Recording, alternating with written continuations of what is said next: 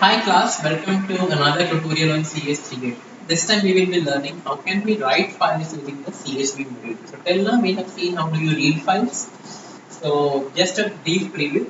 So you just say you import the CSV module. You say with open people.csv or any file that you are reading. You read the file and for each and every row you just print the row. So we have already seen that every row basically is read, and based on the delimiter it is split into a list with that many number of elements, right? So the same concept is used for writing the file. Okay, so when you have to write the CSV file, so you do in such a manner, right? So we have initially the clear screen, then I had the import module. Once the modules are imported, so see what I'm writing with open people underscore write. See, right now I have the write mode. In the previous cases, I had the read mode. Now, since I am writing into the file, I use a write mode. Let us skip this new line part as of now. I will explain it in this tutorial later.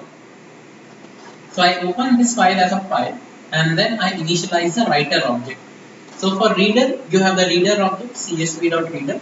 Reader is equal to csv.reader, and for writer, you have the writer object, right?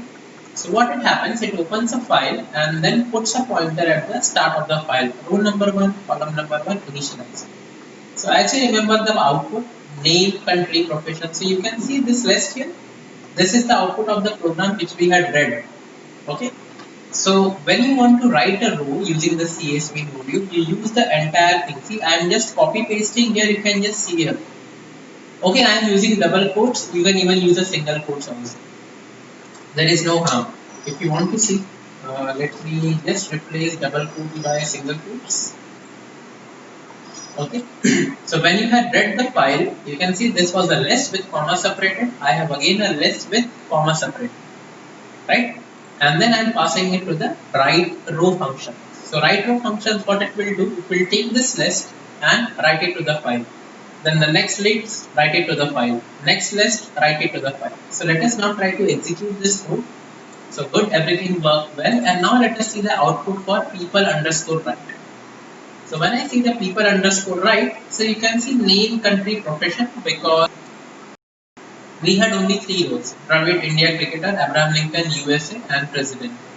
So people underscore write basically had 3 rows that we had of course written, but can you see there are some blank lines in between? So this may not be always observed. I have seen in Linux it does not put out blank lines, but whenever you work in Windows it does put out blank lines. So to be on the safer side, what you can do is like, you can just have an option here, new line is equal to within black quotes. So that means don't add any new line once you write the file. So let me now try to re-execute the code. So once you re-execute the code, I will come to people underscore write, and you can see the spaces are actually gone. Fine. So that is how it works. So again, you can see that even the write module is very simple, right? Okay, let me just try a delimiter also. So you can have the delimiter is equal to, let me give a hash delimiter, and let us check the output for people underscore write. Right? So you can see now your output is hash separate.